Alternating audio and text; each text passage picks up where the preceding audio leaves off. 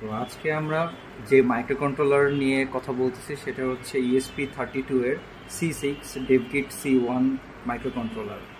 তো এই মাইক্রোকন্ট্রোলারটি আমাদের টিপিক্যাল ESP32 বোর্ড এবং NodeMCU ESP8266 এর থেকে অনেক অ্যাডভান্সড, এবং আমরা হচ্ছে সচরাচর এই মাইক্রোকন্ট্রোলারটি হচ্ছে ইন্ডাস্ট্রিয়াল প্রজেক্টের জন্য হচ্ছে ইউজ করে থাকি। তো আমরা হচ্ছে প্রথমে আনবক্সিংয়ে চলে যাই।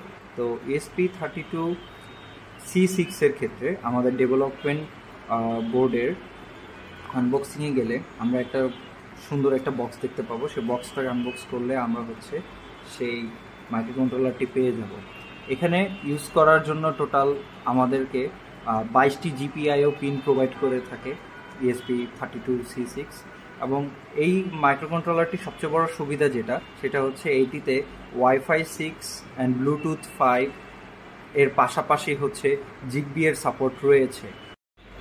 এর মধ্যে রয়েছে RISC-V এর সিঙ্গেল মাইক্রোকন্ট্রোলার চিপসেট, যেটি কিনা অনেক অ্যাডভান্সড এবং স্ট্রং, কারণ এই মাইক্রোকন্ট্রোলার চিপসেটটি হচ্ছে আমাদের ESP32 C6-কে হচ্ছে 160 মেগাহার্টজের স্পিড পর্যন্ত হচ্ছে সক্ষমতা প্রোভাইড করে থাকে, যেটা কিনা নর্মাল ESP32 এবং ESP8266 এর থেকে অনেক বেশি।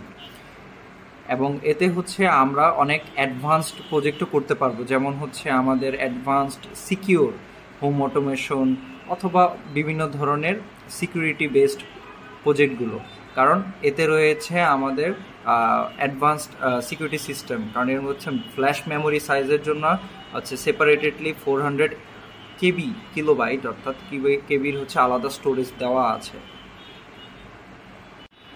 এবং যদি এর পাওয়ার কনজাম্পশন ব্যাপারে আসি, এটি অনেক লো পাওয়ার কনজাম্প করে কম্পেয়ার টু ESP32 এবং ESP8266।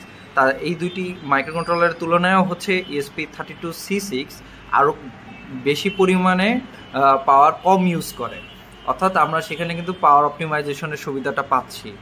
এবং এতে রয়েছে ফ্ল্যাশ এনক্রিপশন, অর্থাৎ আমরা যে কোনো ধরনের সিকিউর সিস্টেমের মধ্যে যদি এই মাইক্রোকন্ট্রোলারটা ইউজ করি তাহলে হচ্ছে ভালো ধরনের সিকিউরিটি পাবো, এবং কোড আপলোড এবং বড় বড় কোডও হচ্ছে আমরা এতে আপলোড করে কাজ করতে পারবো, অর্থাৎ অনেক আমরা কমপ্লেক্স সিস্টেমের মাধ্যমে ডেভেলপ করতে পারবো। এটি হচ্ছে বর্তমানে এসপ্রেসিভের অর্থাৎ ESP32 এর সবচেয়ে advanced and strong microcontroller board. ধন্যবাদ।